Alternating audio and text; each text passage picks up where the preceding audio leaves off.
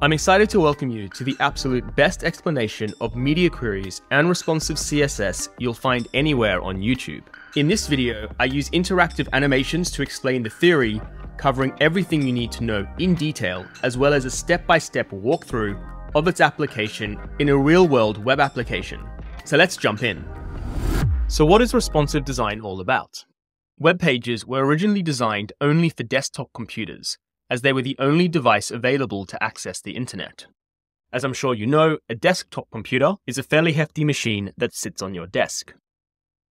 Now today, there are a variety of devices with different screen sizes, so web pages need to adapt for a more functional user experience.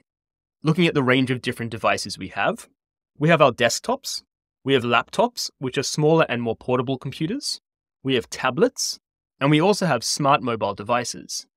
Now, for a good user experience, a web page appears different between different devices.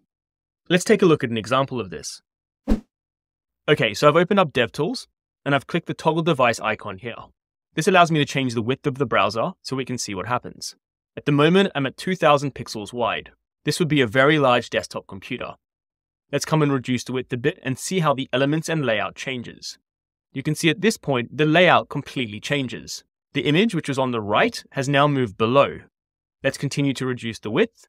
You can now see the layout again changes, with the buttons going the full width of the screen and the font size reducing. Some spacing properties like margin and padding would also have reduced. Let's continue. So as you can see from this, as we reduce the width of the browser to simulate the web page at different screen sizes, the web page totally changes, both in layout, that is, where elements are placed on the page, as well as the size of properties, like font size, and different spacing properties like padding and margin. Now, responsive design is powered by three main pillars. The first pillar is relative units, like rems and percentages. The second pillar is fluid layouts, like Flexbox and CSS Grid. And the third pillar is media queries. Media queries is the focus of this video, and if you don't know anything about relative units, Flexbox, or CSS Grid, I suggest you check out the videos in the description below. So what are media queries? Media queries apply styles to a web page based on specific conditions. In CSS, it looks like this. We declare an @media, which is a special rule called the @rule. We then have some regular brackets, where inside we set a condition. In this case, a max width of 500 pixels. And then just like regular CSS rules, we have our curly brackets, and inside these, we apply specific styles, like an H2 with a font size of 14 pixels. So what this is essentially saying is that when the page is less than 500 pixels, apply these rules. So let's go look at this a bit more in diagram format. I'm going to set up an axis here with different browser width values. We're going to start with 0 pixels. The next value will be 500 pixels. The next value 1000 pixels. And the last value 1500 pixels. So let's go and apply different media queries for an H2 heading. We'll start when the browser is less than 1500 pixels. That is this range over here. We would define our media query like this: @media with a max width of 1500 pixels. And inside that media query, we're setting the H2 to have a font size of 24 pixels, which would look something like this. Let's now go add a media query for pages less than 1000 pixels. That is this range over here. That would look like this: @media with a max width of 1000 pixels, where our H2 is now a different font size of 18 pixels, which would look something like this. And finally, let's go change our H2 for browser widths or screen sizes less than 500 pixels. That is this range over here. And that would look like this: @media with a max width of 500 pixels. And inside there, we have our H2 with a font size of 14 pixels, which would look something like this. So you can see at different screen sizes, our H2 font size will be different. Now, some global styles like colors and fonts are applied no matter what the screen size is. So these are actually defined outside media queries, and we'll be looking at this inside VS Code soon. For example, let's say the H2 has a font family of Poppins. It's very rare we actually want to change that for different screen sizes. So that kind of property is a global style which isn't set inside a media query. Now, the important thing we need to get our head around is that the order that these media queries appear in our CSS is really important. For example, let's look at a browser width or screen size which has a width of 300 pixels. Now, if you think about it, in fact, all of these media queries are applying. For the max width of 1500 pixels, This applies when the screen size is less than 1500 pixels, and 300 pixels is less than this. So this is applying a font size of 24 pixels. For the media query, max width 1000 pixels. This applies when our browser width or screen size is less than 1000 pixels, and 300 pixels is less than this. So the font size of 18 pixels is also applying. The last media query, with a max width of 500 pixels, will apply the H2 style when the browser or screen size is less than 500 pixels, and 300 pixels is less than 500 pixels. So the font size of 14 pixels is also being applied here. So how does this actually work? So if all the media queries are applying, how do we ensure that for a screen size of 300 pixels, only the top one, which sets a font size of 14 pixels, is applying? To solve this, we use the CSS cascade. We would have the largest max width value first, like this, and then we would go down in descending order. So after this would be the max width of 1000 pixels, and after this, a max width of 500 pixels. So effectively, our media queries are going in descending order of their max width value, which means that the smallest screen is always last. And as we know from the CSS cascade, when we have conflicting styles, later rules will always win. So in our example, with a browser width or screen size of 300 pixels, all the different H2 font size values are trying to be applied because the condition is met, but it's only the last one that is actually applied because that appears last in the CSS. So I just wanted to get across the order that we put our media queries in our CSS file is incredibly important. So let's go play around with this inside VS Code. All right, so I've gone ahead and set up an index.html file, and I've linked a style sheet which is currently empty. I'm going to come inside the body and just add an H1 with the text media queries. Inside app.css, I'm going to select this H1. I'm going to give it a color of red, a font size of 80 pixels, and let's go change the font family to Georgia here. So let's check this out in the browser. All right, so I'm going to open up DevTools. I'm going to come to the toggle icon here, and this will allow us to change the width of the browser. Now, as you'll expect, as I change the width, nothing is happening. But let's go add some media queries now so that the styles will change as we change the width of the browser. We'll get our @rule of @media. We then grab regular brackets, and I'm going to go use the values we used before. I'm going to get a max width and set its value to 1500 pixels. Then grab our curly brackets like usual. And inside here, we now add different CSS rules. I'm going to select the H1. I'm going to give it a color of blue, and I'm going to change the font size to 60 pixels. So what this is saying is that between 0 and 1500 pixels, apply these styles. At the moment, I'll save and refresh. I'm just going to extend the browser a bit further. You can see I'm currently at 1559 pixels, which means this max width is not yet taking effect. So these global styles are being applied.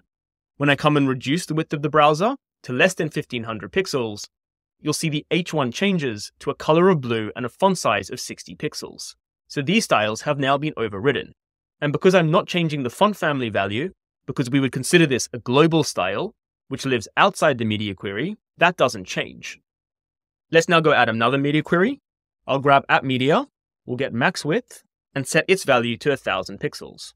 We'll grab our curly brackets, and again, we'll select the H1, and let's now change it to have a color of green and a font size of 40 pixels. Okay, I'll refresh.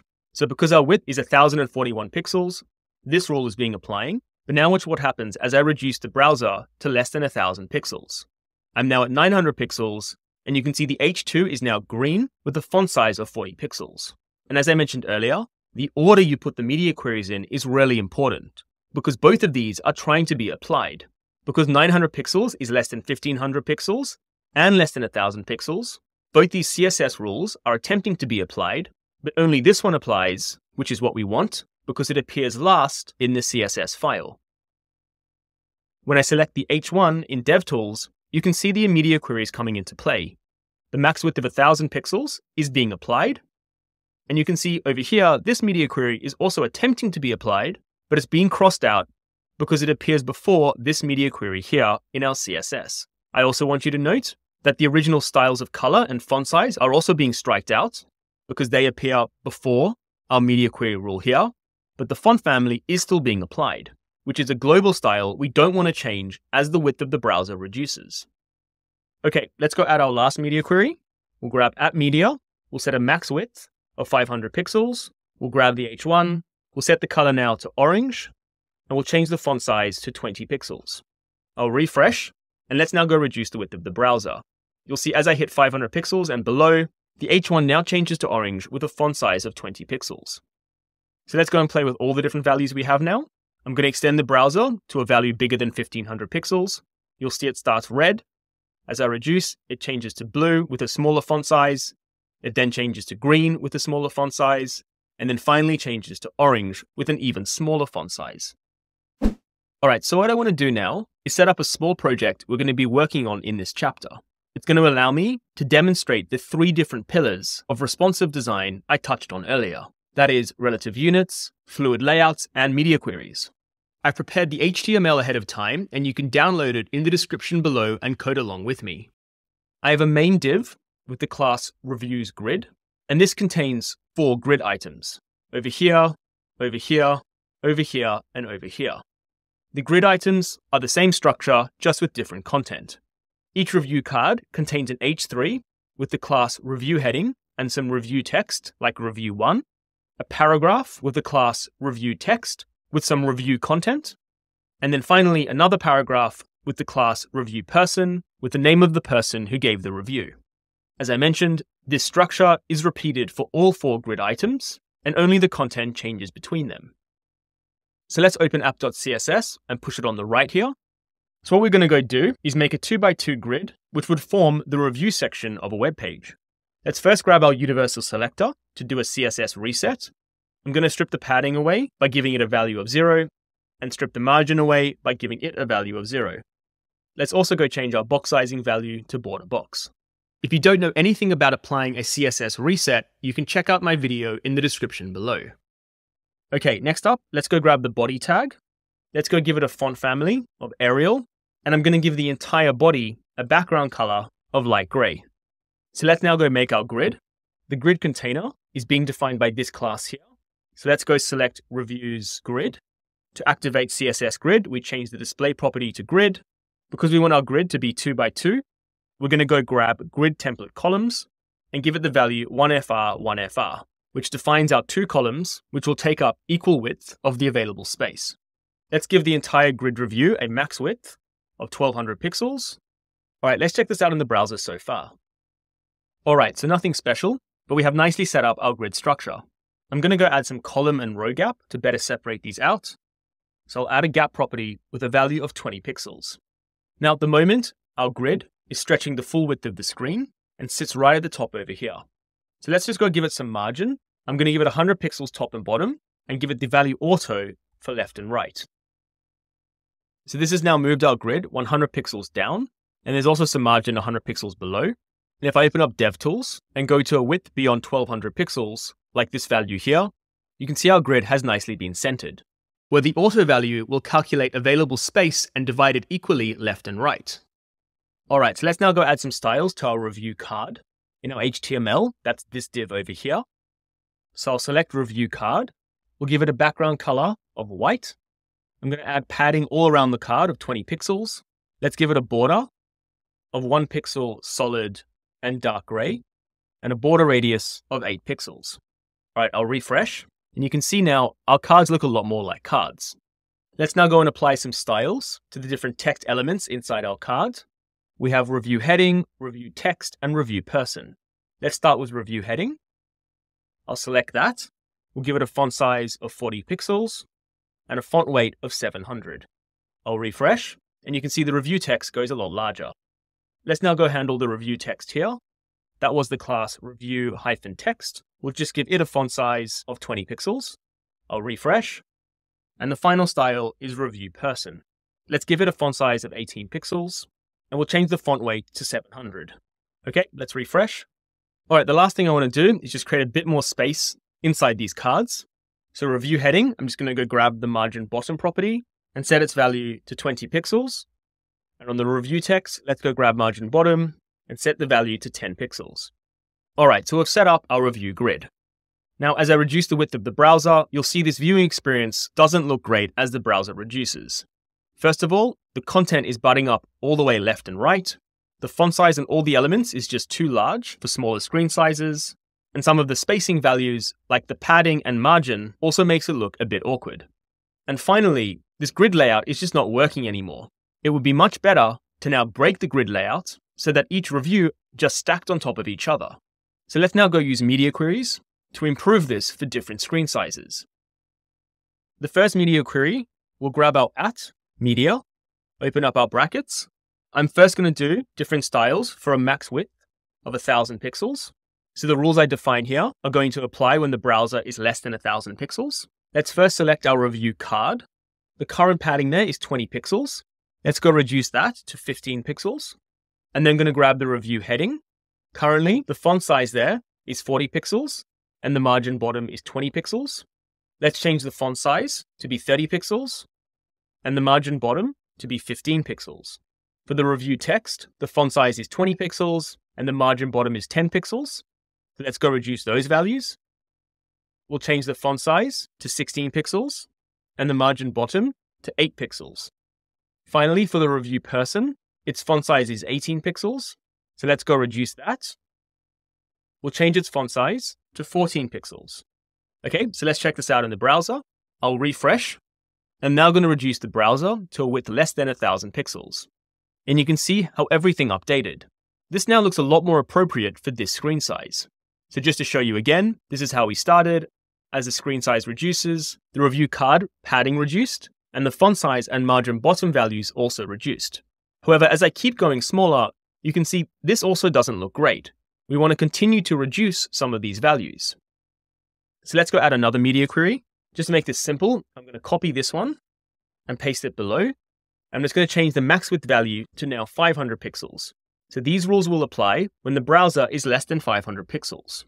Let's go change our review card padding to 10 pixels, our review heading font size to 20 pixels, the margin bottom to 10 pixels, the review text to a font size of 14 pixels, and a margin bottom of 5 pixels, and the review person to have a font size of 12 pixels. All right, I'll refresh and watch what happens as the browser reduces below 500 pixels. All the font size and spacing values like padding and margin adjust. So let's go through the whole spectrum. We start here, hit a value less than 1000 pixels, continue down, and then again hit a value less than 500 pixels. And you can see that for each of these screen widths, the reviews grid is now better designed. So you can see how we've effectively used media queries for different screen sizes. Now, the only problem with this approach is that for every single property, we had to manually go change its size. And this is just a bit of a painful exercise. And that's why relative units is one of the other pillars of responsive design, where relative units avoid us having to define these for every single property. So let's now look at relative units in more detail. Relative units ensure elements scale proportionally based on parent container size or scalable reference points. Parent container size is all about percentages, and scalable reference points is all about rems. As I mentioned at the start, if you don't know anything about relative units, I suggest you first check out my video in the description below. Let's look at an example of using these. The web page on the left is in desktop view, and on the right in mobile view. Percentages is used on a main page container to ensure that when the container scales down on a mobile device, there is still space left and right, so the content isn't butting up right against the screen. Percentages are also used on elements like images, so that on smaller screens, they scale down. Rems are very commonly used for spacing, like margin and padding. On the web page on the left, there's margin between the navigation bar and the main heading, and this margin value would be reduced on a mobile device. Rems is also very commonly used on text.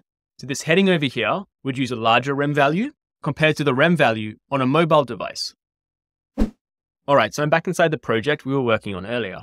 Inside our HTML, I want to go define a main container to contain all the content. I'll grab a new set of divs. I'll cut all this content and paste it inside the div. I'm going to give the div a class of main container. Inside the CSS, below the body tag, I'm going to add our main container class. I'm first going to center the main container by setting the margin value to 0 top and bottom and auto left and right. It's then common to define a max width so that our content doesn't stretch too wide on live screens. I'm going to give it a max width of 1200 pixels. And then I'm also going to go add a width and give it a value of 90%. And this will ensure that on browser windows less than 1200 pixels, the width of the content is only 90%, which will ensure that there's space left and right so the content doesn't butt up right against the edge. I don't want to refresh just yet, so I can show you how when I reduce the width of the browser, the content is going right up to the edges. I'll refresh now, and you can see now our content doesn't go all the way to the edges and is an improved viewing experience. Okay, so you can see our percentages is very helpful for responsive design on an element like a main page container. All right, we're now going to be shifting it up a gear and talking about rems in the context of media queries, as there's a few funny things we need to get our head around. The first thing I want to discuss is rems inside media query conditions. The rem value inside a media query condition is always based on the default browser font size. Now, I want to be very clear here. I'm specifically talking about the media query condition. That is, the max width value we're setting inside the brackets. Now, the default browser font size is 16 pixels. All right, so this seems very confusing. So let's go through it step by step. Let's say we had a CSS file with the rules defined here. We know that it's very common to set the root HTML font size to 62.5%. That's because 62.5% times 16 pixels, which is the default browser font size, is 10 pixels. And we do this because 10 pixels is a much easier unit to work with compared to 16 pixels. Because the default browser font size is 16 pixels, that means that by default, one rem is 16 pixels. But by adding this line of code, we've now changed it so that one rem is 10 pixels. And this makes using rems inside our CSS a lot simpler, where 4 rems would be 40 pixels and 2 rems is 20 pixels. Now let's move over to our media query condition. You can see inside the brackets, I currently have set a max width of 31.25 rem. Now, the important thing that we need to understand is that the rem value inside this condition, that is over here, is still based on the default browser font size. That is, one rem equals 16 pixels. So even though we've adjusted the rem value in our CSS on the left by changing its font size to 62.5%, that is 10 pixels, this doesn't carry through into the rem value used in the media query condition. That's still based on the default browser font size.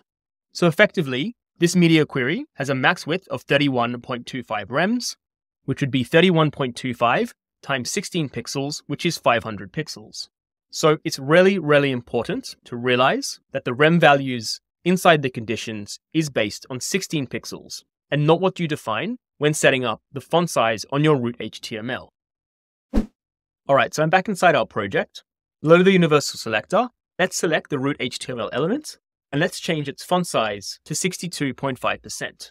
This effectively adjusts the default font size in the browser of 16 pixels to 10 pixels.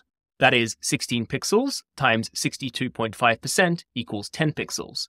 And this is a much better practice than just changing it to 10 pixels, because this overrides the different font sizes in the browser.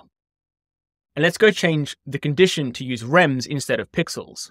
Now, even though we've adjusted our rem value to be based on 10 pixels, as we've just discussed at length, this value is still based on the default 16 pixel font size value. So to change this to 1000 pixels, we need to calculate 1000 pixels divided by 16 pixels, which gives us 62.5. So we need to now adjust this max width value to 62.5 rem. Just to check this works, I'll refresh, and let's go scale our browser down to 1000 pixels, and you'll see that the styles inside this media query are being applied. Now, just to highlight why this could be confusing, is that because in our HTML root element, we've set our font size to 62.5%, which is effectively 10 pixels. So you may have thought that the 1000 pixels we had here before, if we wanted to change this to rem values, it would be 1000 pixels divided by 10 pixels, which is the value currently sitting on our root HTML element. So this would then be 100, which means that you would come and change this to 100 rem.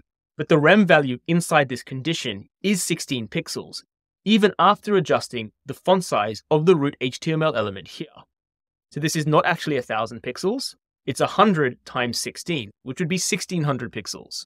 So long story short, it's just really important to realize that the rem value specifically inside the media query condition is still based on the default font size value of 16 pixels. So we'll leave that as 62.5 rem. Let's go adjust the other max width value here to rems. So to work out the rem value, we do 500 pixels divided by the default browser font size of 16 pixels, which gives us a value of 31.25. Let's go change this to 31.25 rem. And just to check it works, let's go down to 500 pixels, and you'll see that when we hit that value, all these styles now apply. Now there's a few reasons why we want to use rem values inside our max width condition as opposed to pixels. One of the reasons is that we're going to be using rem values throughout the project for our other units, so this keeps things more consistent. And it also ensures if someone ever did go adjust the font size in their browser, everything would still be consistent. So it's just better practice to use rem values inside your media query conditions as opposed to pixels. So now that we've spoken about rem values inside the media query condition, let's now go talk more about how we use rem values inside the media query itself. So we'll now be looking at detail in how we use rems inside media queries. Rem values scale proportionally, adjusting both existing and new values based on the updated root font size. So let's take a look at what I mean here. Let's say we have this CSS file. We've changed the root HTML font size to be 62.5%. That is 62.5% multiplied by 16 pixels, the default browser font size, gives us a font size of 10 pixels. This now means 1 rem is equal to 10 pixels, which is a much easier unit to work with when sizing CSS properties compared to 16 pixels. Let's now look inside our media query. We've defined a max width of 62.5 rem, and as we've just discussed, the rem value inside the condition is based on the default browser font size, which is 16 pixels. So this max width would kick in at 62.5 multiplied by 16 pixels, which would be 1000 pixels. Inside the media query, you can see we've changed the root HTML font size to 50%. What this now means is that for screens less than 1000 pixels, the root HTML font size is 50% times by the default browser font size of 16 pixels, which is 8 pixels, which means that 1 rem is now 8 pixels. So our rem value has now been reduced from 10 pixels to 8 pixels. That is, it has been reduced by 8 pixels divided by 10 pixels, which is 80% of the original size. So let's first look at how this affects existing properties using rems. When I say existing properties, I mean properties already defined in our CSS. In this case, the H1, which has a font size of 10 rem and a padding of 5 rem. All properties using rems will automatically shrink to 80% of their original size. So the font size was originally 10 rems and had a padding of 5 rems, which means the font size is 100 pixels, 10 times 10 pixels, and the padding is 50 pixels, 5 times 50 pixels. But now inside our media query, when the screen is less than 1000 pixels, our H1, which is defined outside the media query, now shrinks by 80%. That is, the font size will now shrink from 100 pixels to 80 pixels, and the padding will shrink from 50 pixels to 40 pixels. And this is all being controlled by changing the root HTML font size inside the media query. Let's go play around with this inside VS Code. All right, so I'm back inside our project, and we're now going to go use rems to write more efficient CSS. So initially what we're going to be doing is just updating a lot of our pixel values to rem values. And then we'll see inside media queries how we can adjust the font size of the root HTML element to write more efficient CSS. Now, usually with max width values, we do leave those in pixels. So I'm not going to touch those. For the gap property, I am going to come and change this to rems. Now, once again, the font size on our HTML root element is 62.5%, which means that 1 rem equals 10 pixels. So let's change 20 pixels to 2 rem. For the margin, we'll change 100 pixels to 10 rem. On the review card, we'll change 20 pixels here to 2 rem. For border, we do usually use pixels. And for border radius, we also use pixels. So I won't change those. On the review heading, the font size will change to 4 rem. And margin bottom will change to 2 rem. For the review text, we'll change this to 2 rem. And the margin bottom to 1 rem. And finally, for the review person, we'll change this to 1.8 rem. Okay, I'll refresh and you'll see there's no change. And that's just because I've just updated our values to use rems instead of pixels. But now let's see the magic of rem units. As I mentioned earlier, inside this media query, I'm having to explicitly change every single property that uses pixels. I'm having to reduce the pixel value of every single property. Now, this is a small project, but you could imagine for a homepage with many more sections and components, this would be very painful to do because there could be hundreds of these. So instead of doing that, we just come and change the font size of the root HTML element. Currently, it's sitting at 62.5%, which is 10 pixels. So let's now reduce this. I'll grab the HTML element. We'll change its font size to 50 pixels. That is the default font size of 16 pixels times by 50%, which equals 8 pixels. So by writing just this one line of code, anything that uses a rem value, like the font size here, the margin bottom here, is now being reduced. So it's no longer based on 10 pixels, but based on 8 pixels. So for example, the review heading, which has a font size of 4 rems, outside the media query would be 4 times 10 pixels, so 40 pixels. But now, inside the media query, the rem unit is 8 pixels. So this would be 4 times 8, which is 32 pixels. So every single one of these units has now scaled down. Let's refresh and check this out. I'll reduce the width of the browser to a value less than 1000 pixels. And you can see how everything nicely scales. And this has been achieved by one single line of code. Let's go do the same thing in this media query. I'm going to remove all these styles. We'll grab the HTML root element, and let's set its font size to 37.5%. That is 16 pixels times by 37.5%, which is 6 pixels.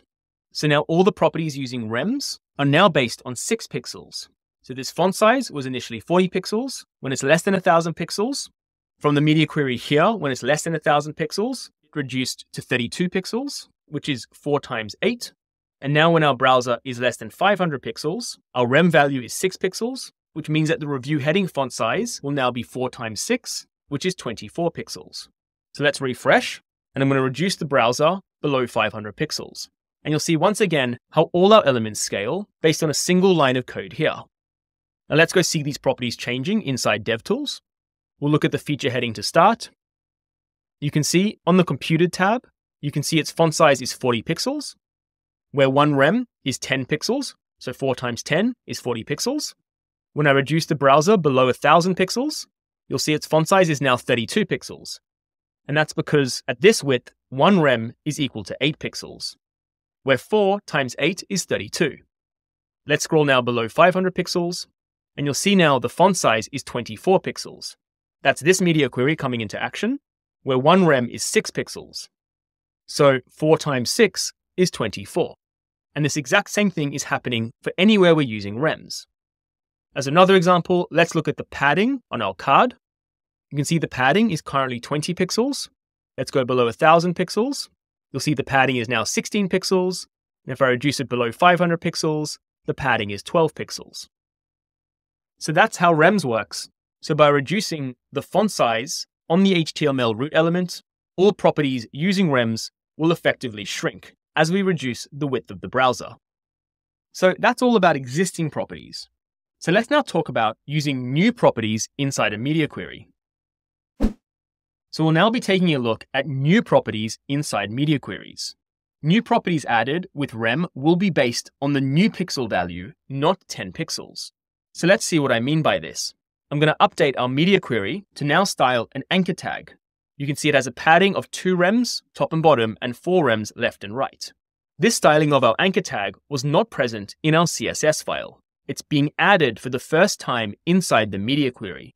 So now stop and think about this. The value 2 rem is not 2 times 10 pixels, because in our media query, 1 rem is 8 pixels, which means that the top and bottom padding is 16 pixels. That is 2 times 8 pixels. And the padding left and right is 4 times 8 pixels. That is 32 pixels. So this is just a bit painful. It means that for every media query, when you want to come and add a new property, technically the rem value will be different depending on what media query you're in. And you can imagine that having to do the mental math where your rem value is changing inside each media query is just a bit painful. Because A, you need to remember which media query you're in and what the rem value is there. And B, you're no longer working with a nice rem value of 10 pixels. Now the good news is you don't actually need to worry about this. And that's because when adding new rem values inside a media query, select values you would use for the base case and it will scale automatically. Looking at our CSS and media query so far, for the 2 rem and 4 rem value that we're adding on the anchor tag, you just need to think as if 1 rem is 10 pixels. And that's because inside the media query, the padding on the anchor tag will automatically scale down. So when adding new properties in your media query, don't worry about exact pixel values for each media query. Focus on what you would do on the base case. And when I say base case, I mean the 10 pixels base case. Because whatever you would do for the base case, when 1 rem is 10 pixels, this will automatically adjust and scale down inside the media query. So definitely don't sit there and whip out a calculator and think about the new rem value for each media query. Just continue to use one rem as 10 pixels in your head and pretend like you're designing it for the base case. And then inside your media query, it will automatically scale down.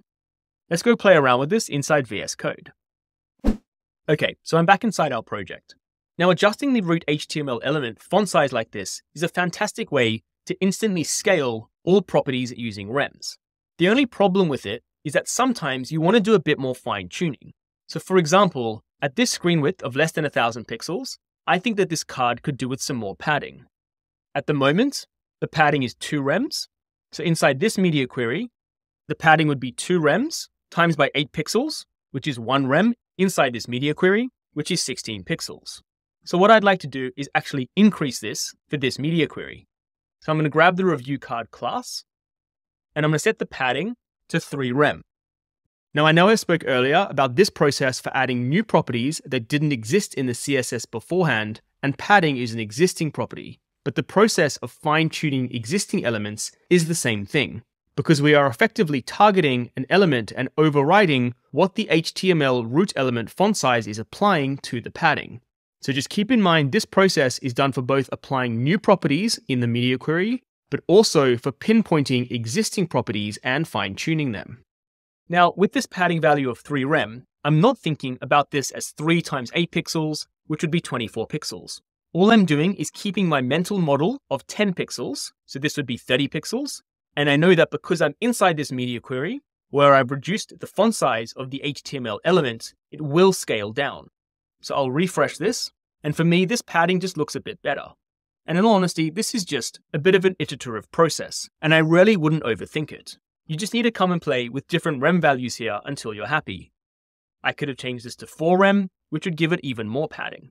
But I do just want to stress that this rem value is now actually being calculated where 1 rem is now 8 pixels. And you can see that in the box model. If I select the card and scroll down to the box model, you can see its padding is 32 pixels, which is 4 times 8 pixels. Now, long story short, I really wouldn't overstress this, and I wouldn't be adding or refining elements and having to think about the new rem value inside each media query. Just continue to work on your 10 pixel base case, see how that looks, and then just come and change it up or down as you please. But this process is fairly common, where initially we change the font size of the root HTML element to dynamically adjust all our properties. We then look at our design and see anything that needs fine tuning. And for me, it was the padding. And once again, just understand in the back of your mind that this rem value is now based on 8 pixels, but in reality, just continue to think of it as 10 pixels, and it will automatically adjust, and just go through a bit of an iterative process inside the browser to land on a value that you're happy with. Alright, so we've looked at media queries, we've looked at relative units, percentages and rems, and now it's time to discuss the third pillar of responsive design, which are fluid layouts. Using Flexbox and CSS Grid allow layouts to dynamically adjust in size and position easily. Looking at the desktop view of this web page on the left, and the mobile view on the right, you can see the layout is initially a 2x4 grid, but then on mobile, it changes to a 4x2 grid. Now the good news is this is really easy to do inside our media queries. So I'm back inside our project, and what I'd like to do is that when we get to a browser width less than 500 pixels, I want our reviews to no longer be in a grid, but just stack one on top of each other. At the moment, our grid is being defined here, where we're currently defining 2 columns, each 1 fractional unit. So now all I need to do is select this class inside our smallest media query, and just update the grid template columns to 1FR. This is now defining a grid with 1 column. And watch what happens as I go below 500 pixels. Our grid items automatically shift into a 4x1 grid. And there you can see the power of fluid layouts like CSS Grid inside media queries. The next important concept we need to explore with responsive design is breakpoints. What are breakpoints? Breakpoints are a specific screen width where a web page layout changes. Looking at this web page on the left, the browser width is currently at 981 pixels. You can see this same web page on the right, where the layout and elements have completely changed. This is at a browser width of 980 pixels, 1 pixel less than 981. You can see things like the font size changing and the positioning of elements like this image over here. 980 pixels is referred to as the breakpoint. That is, the point at which the website breaks to a new layout. So let's now discuss how we go about selecting breakpoints. Selecting breakpoints for specific devices is impractical as there are too many to cater for. We have mobile devices, where we have a range of different sizes. We have tablets, again with a range of different sizes. We have laptops that also come in a range of different sizes. And finally, desktops, which also come in a range of different sizes. Now, we don't design for specific devices, and when I mean specific, I mean something like an iPhone X or a Samsung Galaxy, because if we took this approach, we'd have to design for hundreds of different screen widths. So if we don't design for specific devices, how do we go about doing this? Well, knowing the ranges of common device screen sizes is helpful in thinking about breakpoints. Now, I do just want to highlight straight away that there is no universal standard when it comes to these ranges. These ranges are just a good framework for helping you think about breakpoints. So let's take a look at them now. We'll start on the right with large devices and move to smaller devices on the left. The first pixel value I want to look at is 1536 pixels. Anything bigger than this would be considered part of the large screens category. For example, an iMac 27-inch has a screen width of 2560 pixels. The next pixel value I want to look at is 1280 pixels. Between these two values would be our category of large laptops. An example of a large laptop in this range is the MacBook Pro 14-inch, which has a screen width of 1512 pixels. The next pixel value I'd like to look at is 1024 pixels, and this range is where our small laptops live.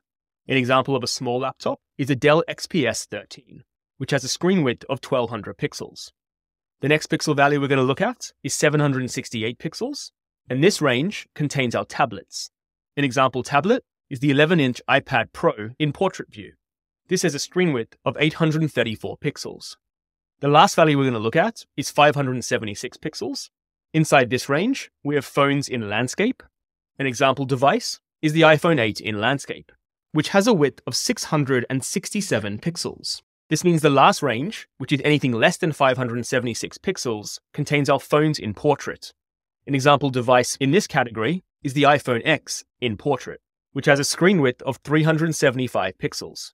Where when we select breakpoints, it's a good idea to try select a breakpoint within these ranges, as it provides a helpful framework to ensure our web page does cater for these different screen types. Now, I said earlier that there is no universal standard. This is a framework I personally like to work with, but there may be others out there. Just to show you what I mean about there being no universal standard for these ranges, there are some devices that break these rules. For example, at 1366 pixels, we have the 12.9-inch iPad Pro. This is a large and high-resolution iPad that falls in the large laptops category. At the end of the day, it doesn't really matter, because the design we implement for the large laptop will be perfectly fine on this large iPad. So this framework is still very useful. Now, it's also common to give these ranges a more suitable name. So starting at phone portrait, we would call this XS for extra small. For phone landscape, we would call this SM for small. For tablets, we would call this MD for medium. Small laptops, LG for large. Large laptops would be XL for extra large. And large screens would be 2XL for 2 times extra large. Now, ultimately, selecting breakpoints should be design-led and determined by observing where the layout naturally breaks. So within these ranges, you just need to play around with your design to land on your actual breakpoints. So for example, a particular web page may have breakpoints that look like this. So it's not common to have your breakpoints at the line between different devices we saw in our framework, but rather you'll just play around with your design and pick a breakpoint that seems right to you, which will usually fall within the ranges. Let's take a look at an example of this. So I'm on this homepage. I'm going to open up DevTools, and I'm going to come click on the toggle device icon. This allows me to easily change the screen width of the web page and shows the width and height up here. So I'm currently at around 1800 pixels. The first range we looked at was anything above 1536 pixels. This was 2XL large screens. So let's go and approach that value, and you'll see there's no change. So the design we just saw above this value was for large screens. The next range for large laptops, which was XL, was 1280 pixels to 1536 pixels. So let's reduce the width and approach 1286 pixels. You can see at around 1300 pixels, the design breaks. Noticeably, the image reduces in size. So that breakpoint is in the range 1280 to 1536, which is the XL large laptops. The next range was 1024 pixels to 1280 pixels. This was the small laptops LG for large range. So let's go and approach 1024 pixels. And you can see that around 1110 pixels, the design changes. Most notably, the navigation bar changes. The next range of values was 768 pixels to 1024 pixels, which is our tablet's medium range. So let's go and approach 768 pixels. And you can see at this point here, around 893 pixels, the design once again breaks. The next range was 576 pixels to 768 pixels, which was for phones and landscapes, which was our small range. So let's go and reduce the width of our browser. And you can see in this case, the breakpoint is actually at 768 pixels, which was the line between small and medium. Now the last range was anything below 576 pixels, which was for phones in portrait, and was XS, extra small. Now in this case, this web page actually doesn't have a breakpoint in that range. The change you just saw there was simply the heading going onto another line. And the same thing here, the paragraph just goes on to another line. Now this is totally okay. You don't have to have a breakpoint at every single range. It's totally dependent on what you think works for your design. What I do want to show you though, is that at some point, when we go to really small pixel values, the design just completely breaks. You can see it around 200 pixels, we have this white line appearing down the side here, and you can see this is actually being caused by these buttons overflowing. Now for such small pixel values, we're not really going to care about. The main thing I wanted to highlight was that this design does follow our framework in most cases, but in one or two places it doesn't, and that's totally okay. Selecting breakpoints is completely dependent on your design and what you think looks good. Just to show you another example of this, let's go check out the breakpoints on this page. I'll open up DevTools. I'm currently at 2000 pixels, which is very wide. Let's go reduce the width of the browser. Our first breakpoint is exactly at 1024 pixels. So effectively, this design has grouped small laptops, and large screens all together. That is, anything above 1024 pixels, which again is totally fine. Let's go find the next breakpoint. That's at 768 pixels. So this design seems to be following the exact breaks in the framework that I provided. Let's go find the next breakpoint. And you'll see that is in fact the last breakpoint. So this design only has 2 breakpoints. Now this does work, but my general advice would be to have more than 2 breakpoints. You probably want to have a minimum of around 3 or 4. Now the last thing I need to point out is that when using max width in media queries, there's no need to set a maximum range because styles will be applied automatically.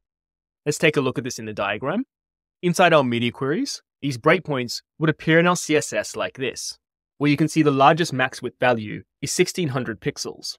Now anything larger than this is when our styles are not inside any media query and are applied automatically. So I just wanted to highlight, for whatever design you have for your largest screen type, those don't appear in a media query. The value of your first media query in your CSS is effectively the start of this larger screen type and also functions as the end of your large laptop. In this case, it's a max width of 1600 pixels. What this means is that the first screen type you'll be designing for is a large laptop, as the large screen is the default case you would have already designed for. So let's wrap up the theory of this video by building a summary card for responsive design. We first looked at media queries, which apply styles based on different screen sizes. The media query looks like this, where it starts with @media, and inside the brackets we define a condition. I highlighted that the rem value used inside the media query condition is always based on the default browser font size of 16 pixels. So even if you adjust the HTML root font size in your CSS to say 62.5% or 10 pixels, this isn't the rem value used inside the condition. It's always based on the default browser font size of 16 pixels. We discussed how existing properties using rem values will adjust when changing the root HTML font size inside the media query. Over here, the properties adjust because by changing the root HTML font size to 50%, it now becomes 16 pixels, the default browser font size, times by 50%, which equals 8 pixels, which means that inside our media query, one rem is now 8 pixels. So any properties using rem values now reduce to 8 pixels, where outside the media query, they're likely based on 10 pixels. And we saw that by changing the root element font size with one line of code, we can dynamically adjust all properties using rems. We also discussed how new properties are based on the new pixel value. And this also applied to adjusting existing properties. So in this example, we're adjusting the padding of our anchor tag to be 2 rems top and bottom and 4 rems left and right. But the 2 rems is now based on 8 pixels. So 2 times 8 is 16 pixels. The 4 rems is 4 times 8, which would be 32 pixels. But we discussed that this would be very painful to do for every single element. So we just need to think as if it's 10 pixels and continue to design for our base case. And then we would just iterate this value inside the browser until we land on a value we'd be happy with. Now, I know this was a lot to take in, especially around some of the nuanced things happening with rems. But as usual, I'm going into a lot of detail so that you fully understand what's happening behind the scenes. And you'll soon see when we come and implement media queries on our Quill project, actually not that complicated. We then looked at breakpoints. A breakpoint is a specific screen width where a web page's layout changes. We saw these useful values, which provide us a range to keep in mind when selecting our breakpoints. Larger than 1536 pixels is for our large screens, which is 2XL. Between 1280 and 1536 is our large laptops, which is XL. Between 1024 and 1280 are our small laptops, which is large. Between 768 and 1024 are our tablets, which are medium. Between 576 and 768 are our phones in landscape, which are small. And anything less than 576 are phones in portrait and are extra small. Now that you've mastered the theory so far in this video, it's important to understand how we can use it in a real-world web application. For this part of the video, I recommend you download the starter HTML and CSS files in the description below and code along with me. We will be working on the homepage for a major full-stack web application called Quill, which you can learn more about in the description below. This project is part of my CSS full course, where we build the Quill homepage from scratch.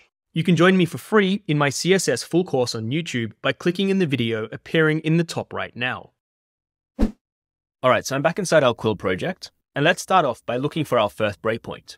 I'm going to open up DevTools, and from the framework we looked at earlier, the first value we want to go to is 1536 pixels. So I'm going to head to that width, and anything above here is just our default case for large screens. Let's now start heading towards our next value, which was 1280 pixels. Now for me, I'm actually okay with this. I don't think the design is breaking at any point, and still looks good. So I'm actually going to skip that range. That is 1280 to 1536, which covers our large laptops. I'm now going to head to 1024 pixels, and I want to stop around here. The hero section looks good, but for me being pedantic, I don't love how this paragraph is now wrapping onto another line. If I expand it a bit more, you can see it's on 3 lines, and when I get to around 1138 pixels, the word clicks wraps onto another line. And for me, this just looks like a bit of a chunky paragraph. Now the horizontal space is also becoming limited, I also want to reduce the column gap between our group text and image inside our grid. And when I scroll down, for me, this gap between our CTA card and the footer is just too large. The large space looks good on large screens, but on smaller screens, it's kind of a bit pointless to keep scrolling down just to hit a footer. So the first breakpoint I'm going to choose will be around 1150 pixels. I want to pick that value to ensure I'm a bit above where this word clicks is wrapping onto another line, which is around 1140 pixels. So 1150 is a good breakpoint for me to work with. And this breakpoint covers me for small laptops. That is between 1024 pixels and 1280 pixels. So let's jump into VS Code and code this up. Alright, so I'm back inside our app.css file for our Quill project. Now in the demonstration I did earlier, we came and added our media queries at the bottom of the CSS file. Now instead of doing this, it's a much better idea to start a new CSS file which just contains our media queries. So I'm going to go to our file structure. I'm going to go right-click New File and create a new CSS file called queries.css. I'm going to head to index.html, and under our main app style sheet, I'm going to come add our media queries. I'll grab the link tag and look for queries.css. Now it's really important that this appears after app.css because we first want all our global styles, our components, and different section layouts to load in first. And then the queries come and handles any specific screen sizes once all these styles have loaded in. Doing this also makes coding our media queries much easier. What's really nice to do is have our app.css on the left and move our queries to the right. So on the left, we can toggle between our HTML and main CSS styles, where we pinpoint anything we want to change. And on the right, we just come and add our query. So the first thing I'm going to do is come out a comment. I'm going to have these comments serving as different headings for our different ranges. The first range we're designing for is large, which is for small laptops, which covers the range 1024 pixels to 1280 pixels. So let's come and add our media query. We grab the at rule, add max width, which I'm just going to leave blank for now, and add our curly brackets. So let's now work out the max width. We wanted our page to break at 1150 pixels. Now, as I mentioned earlier in this video, the rem value in here is always based on the default browser font size, which is 16 pixels. So let's go and divide this by 16 pixels, and this gives us a value of 71.875. Now, I generally like rounding up my values, so instead of using this rem value, I'm just going to round this to 72 rems. Just so I know our final breakpoint, 72 rem by 16 pixels equals 1152 pixels. So you can see it's just slightly above the breakpoint we're targeting. So I'm going to come here and add 72 rem. I'm just going to leave these comments here, so when we look back at our file, we know how we calculated our breakpoint. So the first thing we're going to do is grab the HTML root element. Looking in our main CSS file, the font size on the root HTML file is currently set to 62.5%. And as we know by now, when we change the root HTML font size, this changes the value of a rem. And we know that this is a nice, quick and easy way to scale all values using rems as the screen size reduces. The properties using rems are mostly font sizes, as well as different spacing properties, like padding and margin. So our base case is a font size of 62.5%. As a reminder, this is equivalent to 10 pixels. The 62.5% was calculated by dividing 10 pixels by the default browser font size of 16 pixels to give us 62.5%. In this media query, I want the default font size to reduce to 9 pixels. So 9 pixels divided by 16 pixels equals 56.25%. So let's come and update the font size of the root HTML element to 56.25%. So let's check out how this has changed our web page.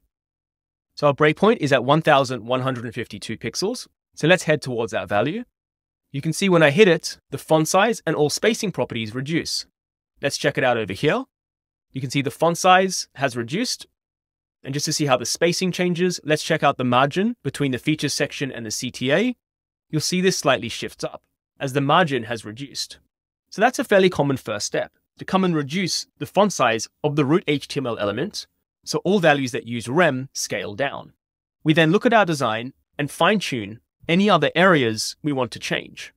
For me, this column gap is still too small. I want our image and group text to appear closer together. And also, this distance between our CTA section and footer is also too large. So back inside our CSS, the first thing I want to go change is that column gap. Let's go find it in our CSS on the left here. Inside our features section, you can see we're defining column gap here of 5 rems. So I'm going to simply copy this class, paste it, and I'm going to go override the column gap property with a new value.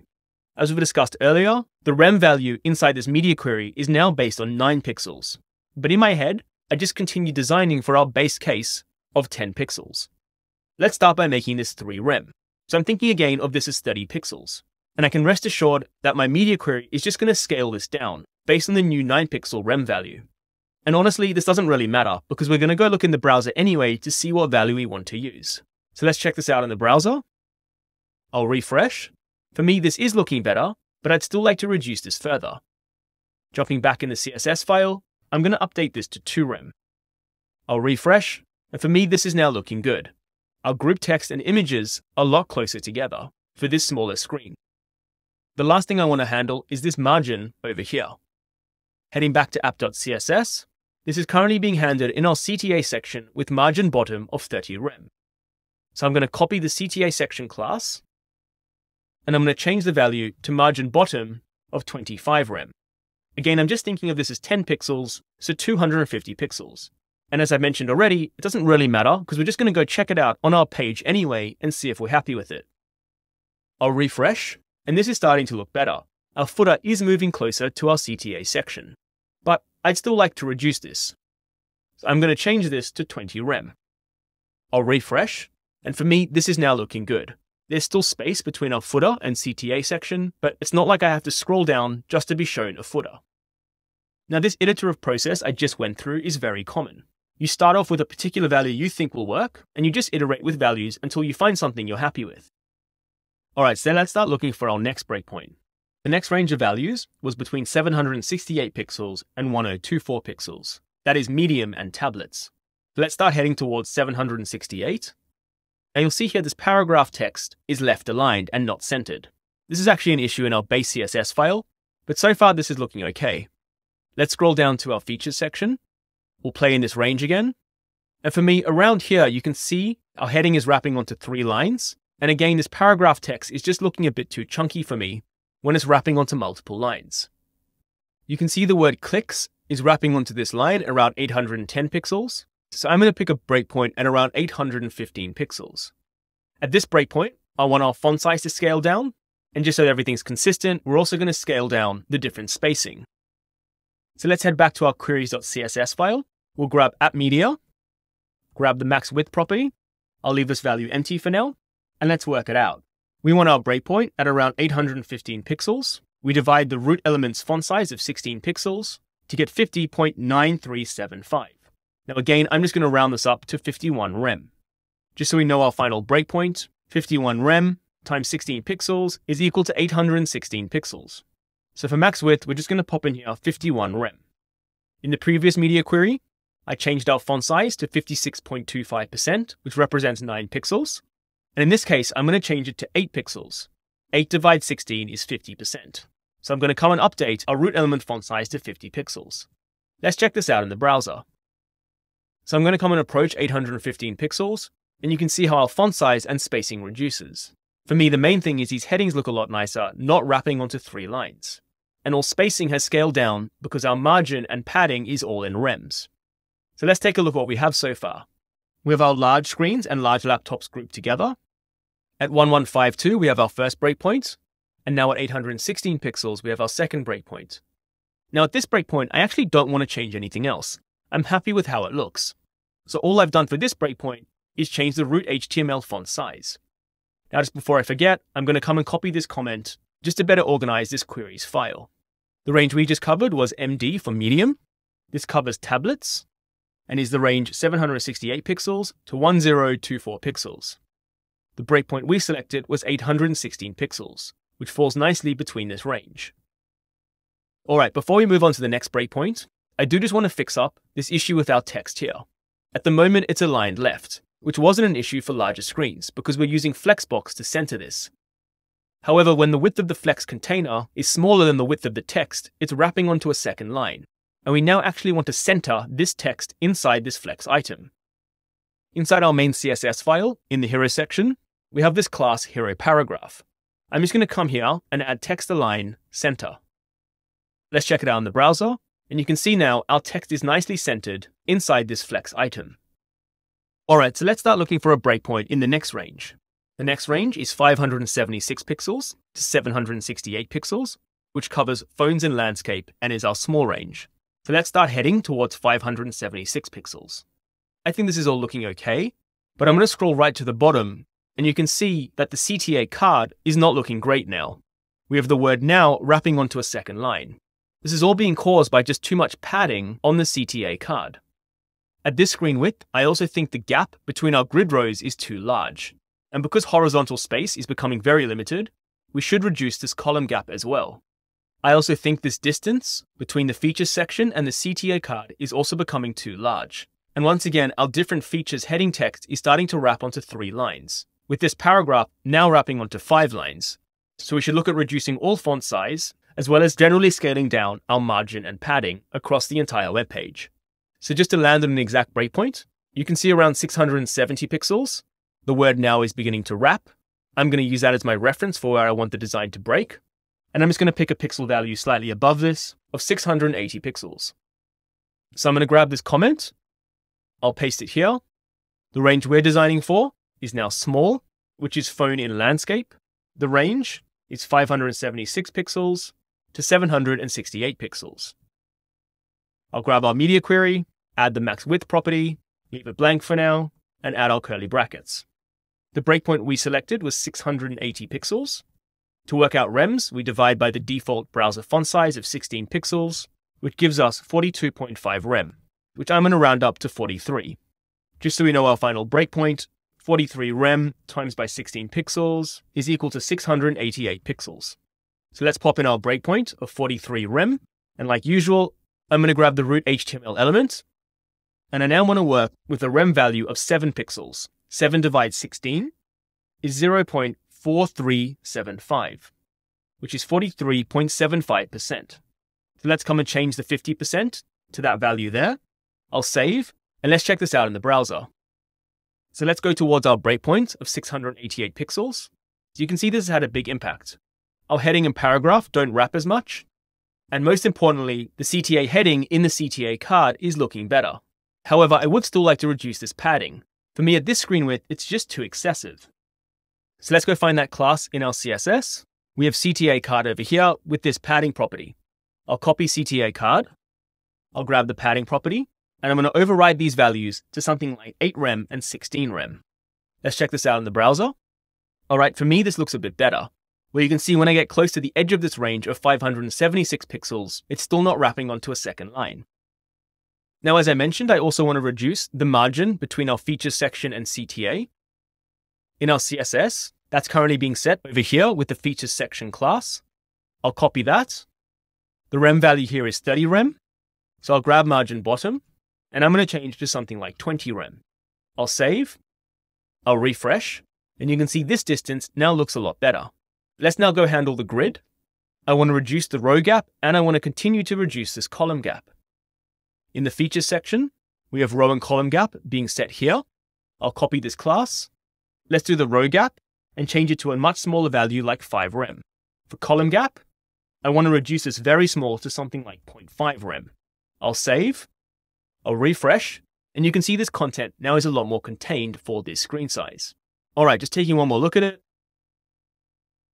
Yep, I think this looks a lot better. All right, we're on to our final breakpoint. We're now looking at the range less than 576 pixels, which is for phones in portrait and is extra small. So I'm going to start reducing the browser. Now, this orientation does start looking like a phone. And there's two things I want to point out about the hero section. The first is this word "the" is just looking a bit odd on its own line. The reason that is happening is because we added a break tag after our for. So for small phones, I want to effectively remove that break tag. The other thing I'd like to do is no longer have our hero section above the fold. I would like to push it up and have some of this content below, now above the fold for a mobile in portrait. The other major thing we need to start looking at is that this grid layout is just no longer working. The screen width is too small to have this display nicely. We effectively want to remove this 2-column grid layout and just have our different grid items stack on top of each other. And once again, this padding is just getting a bit too much. And I'd also like to generally scale down our font size and general spacing of margin and padding on our web page. So let's go find a breakpoint. I'm going to be guided again about the CTA section. You can see around 520 pixels, the padding is too large and forcing the get started now to wrap onto a second line. So I'm going to pick a breakpoint of around 530 pixels, which is less than the 768 pixel range we're designing for. So let's head back into our query's CSS file. The first thing I'm going to do is copy this comment. We're now designing for extra small screens, which is a phone in portrait, and the range is less than 576 pixels. I'll grab our media query, add the max width property, just leave this blank for now. To work out the rem value, the breakpoint we decided was 530 pixels. We'll divide this by 16 pixels, which gives us a value of 33.125, which I'm just going to round up to 34. Just so we know our final breakpoint in pixels, 34 rem multiplied by 16 pixels is 544 pixels. So let's pop our 34 rem value into our media query. All right, I'm just going to copy this HTML rule. I'll paste it in here. I'm now going to reduce the font size to 6 pixels. So 6 divided 16 is 0.375, which is 37.5%. So I'm going to update our root HTML font size to 37.5%. Now, just a general rule of thumb, if my font size is now 6 pixels, if I go look at some of our text properties, Our paragraph text is now 12 pixels.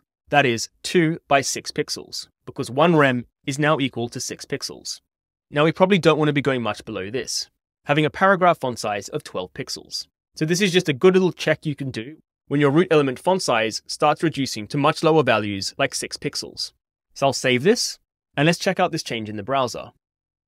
Okay, so our font size has reduced, and spacing across the web page has reduced. All right, let's work top to bottom and start fixing some of these issues.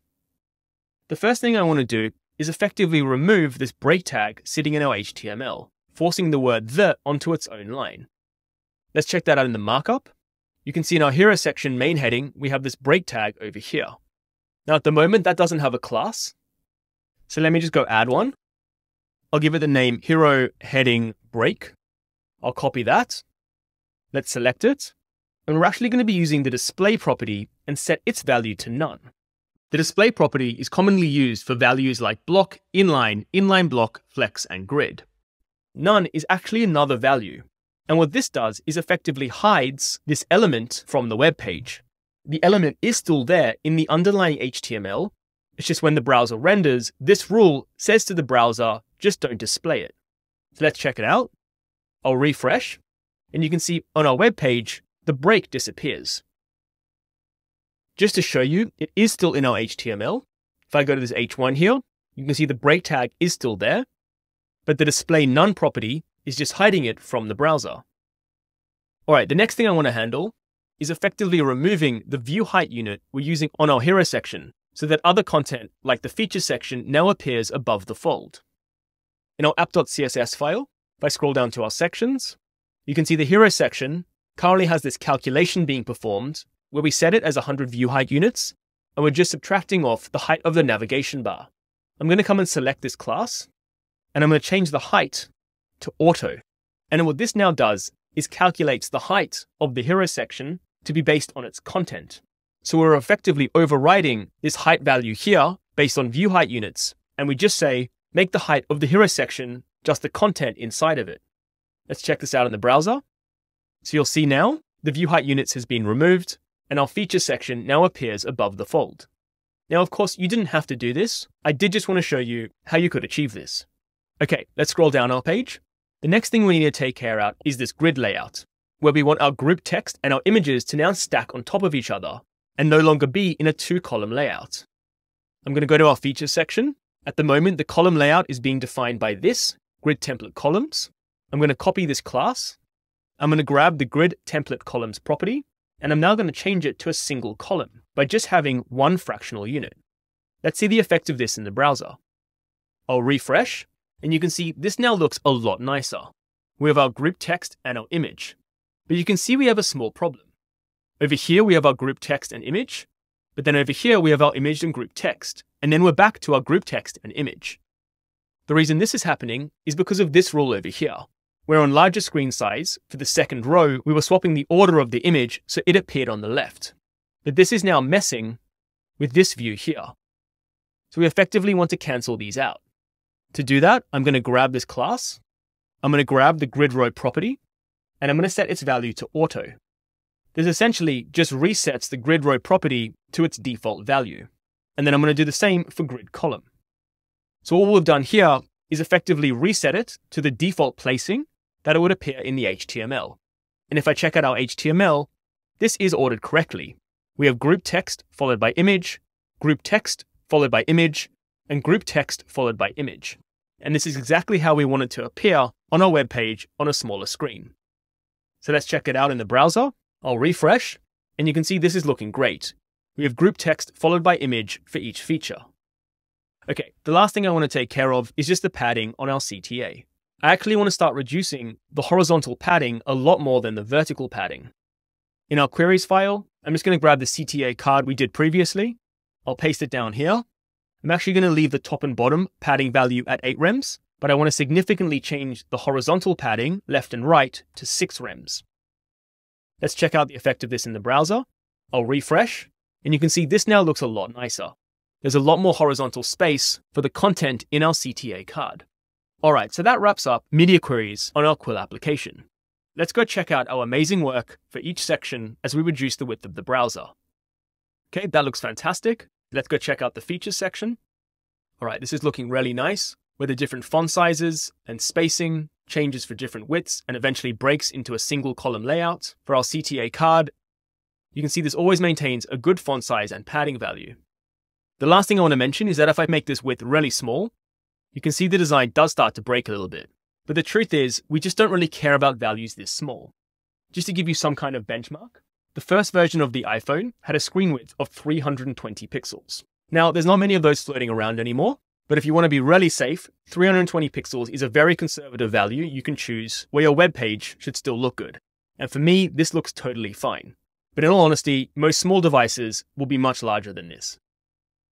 If you enjoyed this style of teaching and are looking at mastering CSS, you can join me in my CSS full course, which is available for free on my channel. It's the world's most detailed CSS full course designed for complete beginners and covers everything you need to know to code CSS at a professional level.